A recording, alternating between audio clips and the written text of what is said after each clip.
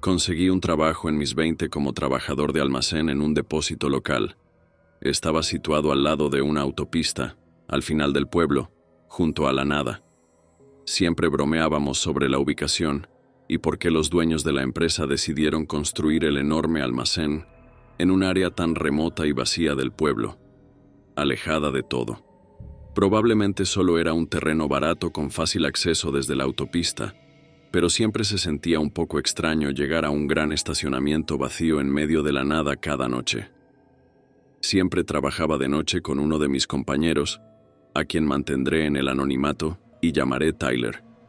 Nuestro trabajo consistía en descomponer y organizar los envíos del día y moverlos a su lugar respectivo en el almacén para ser almacenados.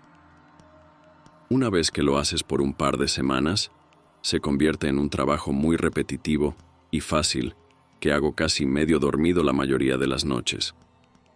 Tyler y yo éramos los únicos dos trabajadores nocturnos, así que algunos días trabajábamos solos. Esto ocurrió durante la semana de vacaciones de Tyler, así que estaba solo en el almacén de 11 p.m. a 5 a.m. todas las noches.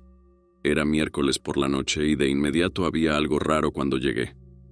Un coche estaba aparcado en la esquina más alejada de este enorme estacionamiento vacío. Sus luces estaban apagadas y no parecía haber nadie alrededor, pero estar aquí fuera, en propiedad privada, era muy sospechoso y aparqué junto a la puerta de entrada y entré. Luego llamé a la policía para que vinieran a echar un vistazo. Pensé que probablemente solo eran algunos adolescentes o un coche averiado de la autopista, pero estaba en propiedad privada, y el hecho de que estuviera aparcado en la esquina más lejana me daba una sensación extraña. 20 minutos después, los policías llegaron a la puerta principal y me dijeron que el coche estaba vacío, sin señales de nadie cerca. Estaban bastante seguros de que también estaba averiado, así que llamamos a una grúa para que lo llevara y luego volví a trabajar. Moví varios envíos, lo que probablemente me llevó alrededor de 1 hora antes de ser interrumpido por un fuerte golpe en la parte delantera del edificio. Caminé rápidamente y encendí las luces delanteras, luego me acerqué a la puerta. Un hombre estaba parado detrás del vidrio mirándome, con el puño en la puerta y parecía extremadamente cansado y exhausto. Me acerqué y hablé a través del vidrio. ¿Estás bien? ¿Qué haces aquí?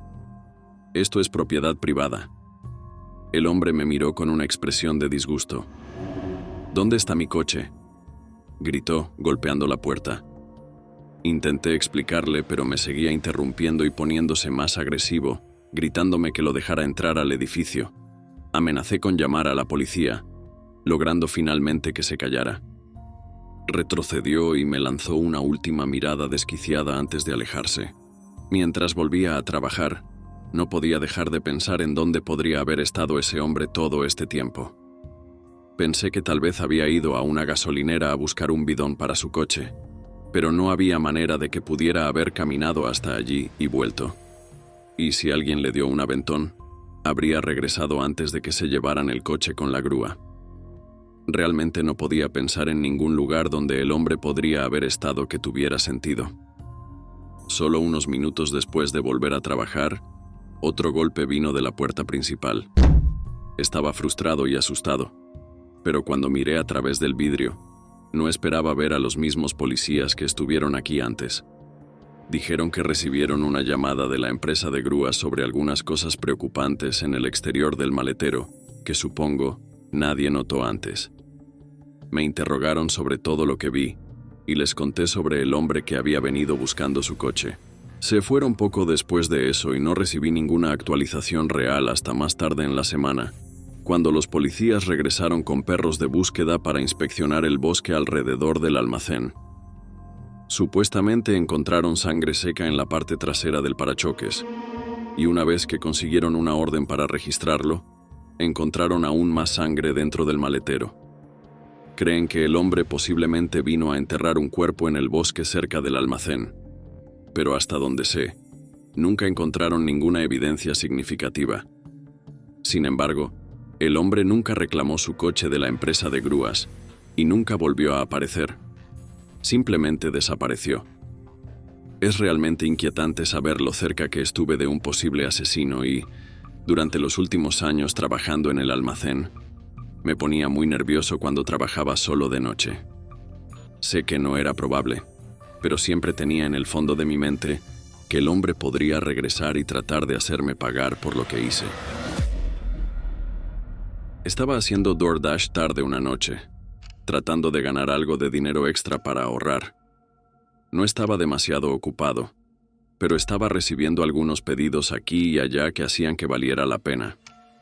Un poco después de la 1 a.m., llegó un pedido para un cliente a 30 minutos de distancia.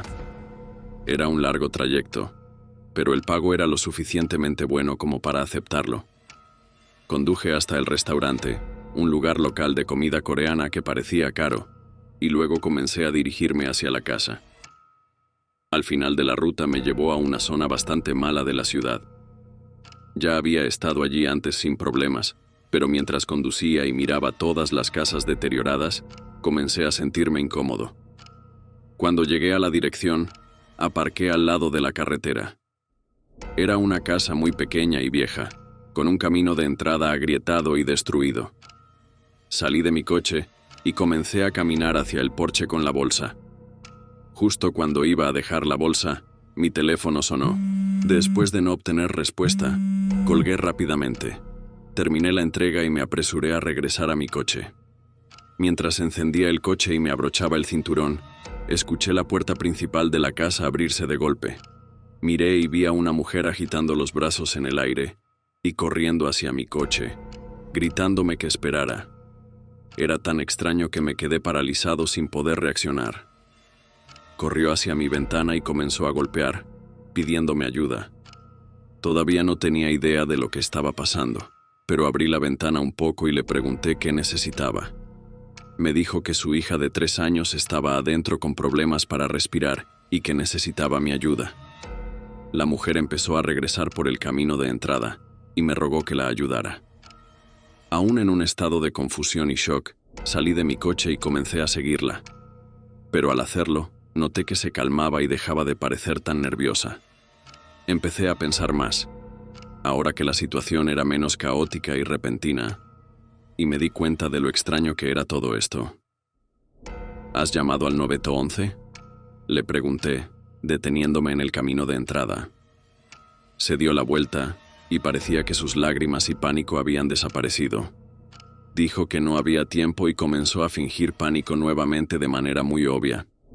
Parecía más una drogadicta teniendo un colapso mental que una madre preocupada.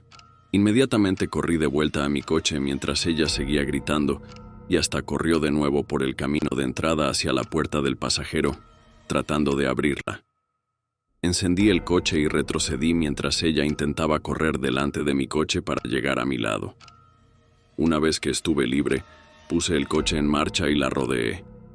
En ese segundo en que pasé de nuevo por la casa, vi una figura grande en la ventana del piso superior observando todo. Tan pronto como salí del vecindario, llamé al 911 y les di la dirección y la situación.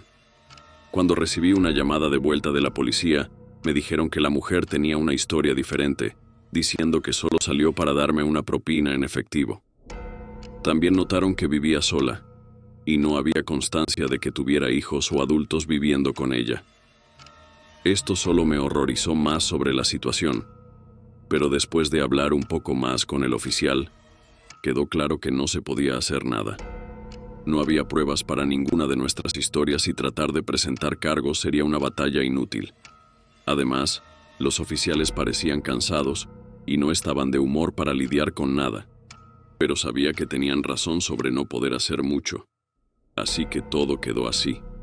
En mis entrañas, sé que ella estaba tratando de hacerme entrar en la casa por razones oscuras, especialmente sabiendo que no tenía hijos. La parte más aterradora, después de saber todo, fue ver a esa persona dentro de la casa observándonos y saber que estaba esperando siniestramente a que yo entrara en la casa. Trabajé en un restaurante de comida rápida abierto 24/7 hace unos años, cuando estaba en la universidad. El trabajo no era divertido ni agradable de ninguna manera, y la mayoría de mis compañeros de trabajo eran personas de mediana edad, sin personalidad. Sin embargo, estaba estudiando en línea, lo que significaba que tenía más tiempo para trabajar, así que estaba haciendo al menos 40 horas a la semana, y después de unos meses, incluso obtuve una promoción a jefe de turno. Lo que no me di cuenta cuando acepté la promoción fue que estaba firmando para ser oficialmente un empleado a tiempo completo, lo que significaba que podían hacerme trabajar cualquier turno. Ni siquiera una semana después de la promoción, me pusieron en el turno de noche y no pude ni discutirlo. Los turnos de noche eran una molestia porque era el único allí, así que si el autoservicio se llenaba, tenía que estar moviéndome sin parar, sin ningún descanso. Por otro lado, a veces estaba completamente vacío y me pasaba toda la noche de pie con el móvil. Esta era una de esas noches. Estaba en la parte trasera de la cocina, sentado en una pila de cajas y desplazándome por mi teléfono solo para pasar el tiempo, cuando mi auricular sonó para alertarme de que había un cliente en el autoservicio. Me levanté y fui a la computadora. Luego pregunté qué le gustaría pedir. Nadie dijo nada, así que me giré y miré la cámara del autoservicio y el carril estaba vacío. No había coches en el autoservicio, ni en el estacionamiento alrededor del restaurante. El sistema realmente nunca hace falsas alertas como esa, aunque había una pequeña tormenta afuera, así que pensé que una gota de lluvia o un destello de luz debía haber activado el sensor de alguna manera. Me quedé junto a la ventana del autoservicio durante unos minutos y mi auricular volvió a sonar. Esta vez miré rápidamente las cámaras y vi a un hombre caminando por el carril del autoservicio. Llevaba una sudadera con capucha gruesa y una cubierta facial, pero rápidamente salió del campo de visión de la cámara.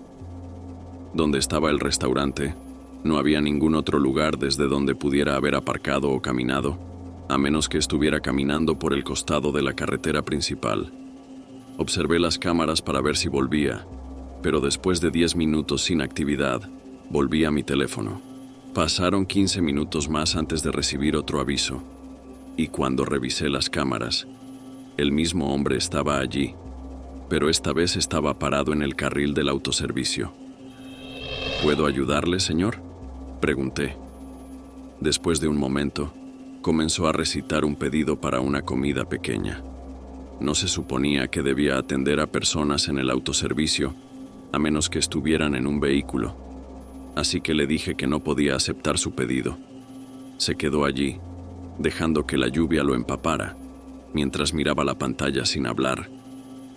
Pensé en decirle que se fuera, pero no quería escalar la situación si no era necesario, así que solo esperé. Después de un minuto, empezó a caminar por el carril del autoservicio hacia el lado del restaurante donde estaba la ventana. Corrí y cerré la ventana con pestillo, y ni un segundo después, el hombre apareció afuera.